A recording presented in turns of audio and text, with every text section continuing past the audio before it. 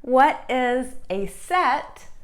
Well, it's something that is foundational and fundamental in mathematics, and many times when we communicate in mathematics, we will use the language of set theory, and so this is definitely something we want to talk about at the very beginning of this course. But the answer to this question of what is a set, this is an unordered collection of elements. And we say a set contains its elements or objects. It contains, this is the word, its elements. Well, let's just start with an example of a set. And this gives one way we can give a set, and that's just by listing the elements. So for example, here is a set. It has -4, -3, -2, -1. This set has 4 elements, and we will typically put these type of braces that denotes a set, the unordered aspect of it. This is what I will call the roster method for giving a set. And as I mentioned, it's just where you list all elements within these braces. But one thing that I want to point out, because there's no order here, this set is also equal to -3, -1, -2, -4. And it's also equal to, well, I could list in between these brackets -1 3 times if I wanted to. Because just ask yourself, look at this collection and say, is -1 in this set? Yes, yes, yes, right. All 3 of these, it's the exact same set. It has 4 elements, -1, -2, -3, and -4. And in words, this set A is all, let's say, negative integers greater than -5. Okay? Well, another thing that I want to mention is when we have, so there's notation here that's quite important that we will see throughout the semester. If X is in A, this symbol means X is an element of A.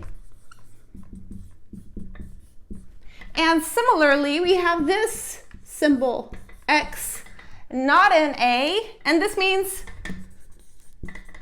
guess what? X is not an element of A.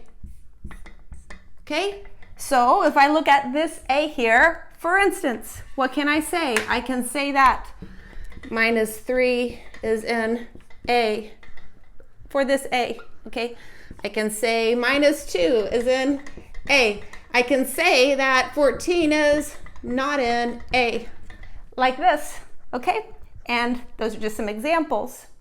Now, let's now talk about some really notation for some important sets we will see this semester. The first is this Z, capital Z, in this font. This is the integers. And if I list this in this roster method, of course I can't list them all, there are infinitely many, but we would have -3, -2, -1, 0, 1, 2, 3, like this, okay? And then I have here, this same font, but with an N. This is natural numbers, and there's a little bit of controversy with natural numbers. Some people say 0 is a natural number, and some people say 0 is not. In my heart, 0 has never been a natural number, so they start at 1, and integers starting at 1 and marching forward. This is also how it is in our text. Okay, now another one. This is real numbers. And this we can write as an open interval. And there's another one I want to say maybe I'll leave some space. But before I do, I'd like to introduce the other type of way we can write a set, which is set builder notation. So we also have set builder notation. And what is this? Well, maybe to answer that question, it's easiest to just look at an example. If we go back, I'll write this lower. We had the following set. We had A, which was -4, -3, -2, and -1. Now, this was our roster method, right? How could we write this in set builder notation? Well, with this notation, this set, we would write it this way, X in Z, and then you will see such that, or sometimes you will see a line for such that. So maybe I'll write it both ways. X in Z, such that. Well, let's see. -5 is less than X is less than 0. So you have, usually you specify some X and then such that, and you give some condition. This is the set builder notation. And then, as I mentioned, there's another way you can have a line instead of the 2 dots for such that. Maybe I'll write this one too. You could also see X in Z such that -5 is less than X is less than 0. So this symbol and this symbol are read the same way, and you can use either one. Now, this isn't the only way to write this set, right? I could have said X in Z such that -4 is less than or equal to X is less than or equal to -1. It's the same set. It's just writing the set builder notation a different way. Okay, now that I have mentioned this notation, I will go back up here and tell you one more set that we see sometimes this semester, and that is here. This is Q. This is rational numbers. And the best way to define rational numbers is in set builder notation. That's why I did this first. So this is all, let's say A over B, such that A and B are integers and B is not equal to 0. Okay? This is how we get all rational numbers, just like this. So these are sets we will see all the time this semester. Now, I want to make an important observation, and that is that elements in a set can be anything. Absolutely anything. A set is just an unordered collection of elements. And so, for example, I can make a set. This is a perfectly fine set. I will put in Q, I will put in 7, and I will put in the set containing 5. Okay, this is a set. This set, so B, has 3 elements. One of the elements happens to be the rational numbers, which is an infinite set, but B itself, look, it has 1, 2, 3 different elements. Okay, and well, this is a very nice time to talk about what this is, which is called cardinality. So definition, the cardinality of a set A is the number of elements in A, and this is denoted like this. Okay, this looks like absolute value, but it's cardinality. So here, the cardinality of B, as I was saying, is 3. And when we have the set, just as a comment, -4, -3, -2, -1, cardinality 4, okay? And a set is finite provided the cardinality is finite. So we get a finite number. And Z, Q, R, And those were all infinite sets because they do not have a finite number of elements. Here's another important definition about sets, and that is, now we have two sets. A and B are sets. A is what's called a subset of B, provided every element in A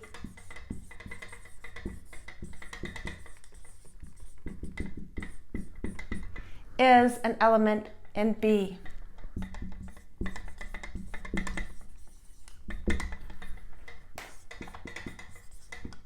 This is what it means to be a subset, and the notation here goes like this. We write A like this. And this is sometimes read subset or equal to, and well, this is the notation for subset. Maybe I'll write that. This is notation. Okay, so let's do some examples thinking about subset and also thinking about the symbol with element, because these are two different concepts. The first is here, that this set containing 1, 2, 3 is a subset of here 1, 9, 3, 8, 2. And how do you know that? Well, you would just check. You take everything in here, it must be in here. So 1 is in this set, it's also here. 2 is in this set, it's also here. 3 is in this set, it's also here. But, and this is also sort of a notational thing I'm introducing, it doesn't go the other way. So you notice this is not a subset of 1, 2, 3 because 9 is not in this set and 8 is not in this set. So just like when we had the symbol for being an element of, you put this not and it says not. Same thing with subset. Okay, now let's do a little bit more exciting of one. We had this set that had Q, it had 7, and it had this set containing 5. Now, let me ask a few questions. These are true or false, and they're about being a subset in these two and being an element in these two. Now, we really have to think. The elements of this set are 7, Q, and 5. 3 elements, okay? So, is Q a subset of this? No, false. This is 100% false because, well, this is an infinite set and this set has 3 elements. So certainly it's not the case that every single element of Q is also an element here. Okay, it's not a subset, but is Q an element? Yes, it is. This one is true. And I like putting Q in the set to really make us think about this versus this. In order for Q to be a subset, we would need the entire collection of rational numbers to be in this set. And we have the elements all listed, and we do not see every single rational number listed as an element in the set. Okay, the next one is 7, the set containing 7. Is that a subset of this set? Well, sure, because you just ask yourself, this would be true provided 7 is in this set. And it is. So this one is true. Now finally, the set containing 5. Is this an element of this set? Yes, we see it here. The set containing 5 is an element of this set. So this one is true. Now, it's important to understand what's not true here. If I changed this one to be more like this one, that this is not a subset of Q, 7 and 5. It's an element, but not a subset, because how would you check this to try to see if it was true? Well, you look here. Every element in this set would need to be in here. This set has one element, 5. Is 5 an element in this set? No. The set containing 5 is an element, but not 5 itself. So this one's false.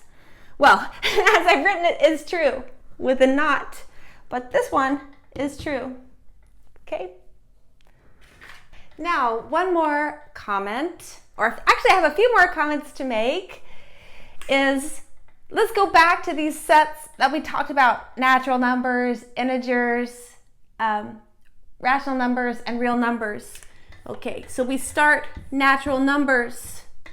Every natural number is an integer. This is 1, 2, 3, 4, etc. These are all integers. So this is a subset of z. Okay, and then every integer is, without a doubt, a rational number, because if you want to express it as a fraction, hand me an integer. Okay, 5. 5 over 1, there you go, or 10 over 2. There's multiple ways you can do that. So every integer is a rational number, and then every rational number is a real number. So this is the containment that we get from these sets that we talked about. So this is my note number 1. Note number 2, for any set A, we have A is a subset of itself. Okay, and this, just think about it. How would we know this is the case? Well, every single element in A is also an element in A, of course. So this A is a subset of A, no matter the set A. The other thing I want to mention is really a definition. This is the empty set. This comes up a lot. What is the empty set? This is the set containing no elements. And just to go back to this cardinality, the cardinality of the empty set is 0. The empty set is the only set that has 0 cardinality with no elements. Okay, now here is note 1, note 2, then we had a definition. And now I'll make one more note. Note 3, and that's that the empty set is a subset of A for every set A. Okay? This one might seem a little bit strange, but is it the case that every single element in the empty set is contained in A, no matter the set? Well, yes it is, because there's nothing to check. There are no elements in the empty set. So the empty set is a subset of every single set. And you can make some really neat examples with the empty set. Maybe I will do this quickly. Let's make a set A, which contains the empty set and real numbers and the square root of 42. Okay? Ask yourself, what's the cardinality of A? Quick! 1, 2, 3, just as a comment, 3. And for this set A, we have the empty set is an element of A, and the empty set is a subset of A. So it's an element of A because we see it listed as an element of A, and it's a subset of A because, well, the empty set is a subset of every set. So I like this example because it goes back to kind of like the true-false that we did, really thinking about what this means and what this means. Okay? There's one more thing that I want to discuss in this lesson, and this is the concept of a power set. The definition, well, I'll start given a set A. The power set of A, this is what I am defining. This is the set of all subsets of A. So this is a new set, and its elements are subsets of A. And this is denoted the power set of A, like this. Let's do an example. We will start with just a 2-element set, and then maybe we'll do a larger set after that. So let's just say A is 8 and minus 2. Okay, we only have 2 elements in A. Oh, okay, I'll say this. Cardinality of A is 2. Very nice. Well, What's the power set of A? Let's just start listing. Okay, first of all, we know the empty set is a subset of every set. And then let's list the subsets that have only one element. This would be here and here, okay? And then, well, I want to list the sets that have two elements, but there's only one of them. This is all of A. Okay, so this is the power set of A. And you notice the cardinality of the power set of A, well, 1, 2, 3, and 4. Okay, let's do another example. This one will be maybe a little bit more exciting. Let's go back to the set that had Q, that had 7, and we had the set containing 5. Okay, so let's list everything in the power set of B. Okay, cardinality of B is 3. Well, the empty set is a subset. And then I can list all of the sets with just one element. These are called singletons. This is a set with one element. It's a set containing Q. This is a subset with one element. And then we put this one element in a set what we would need here. Because the element of the set is with the brackets, right? And so to make a subset, we have another collection of brackets, okay? You might take a moment and wrap your brain around that, but this is how it goes. So we have, this is a 0 element set, cardinality 1, cardinality 1, cardinality 1. Now I need the cardinality 2 subsets.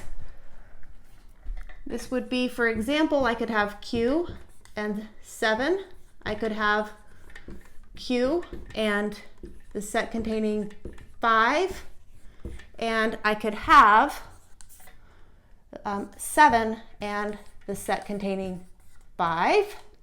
And finally, so that's all of the subsets of B with 2 elements. And then there's one subset of B with 3 elements. It's all of B.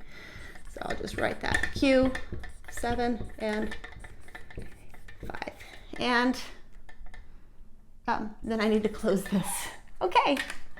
So you can see, just maybe I'll recolor it. Here is the bracket opening the set. Oh, maybe I should put it over here. Like that.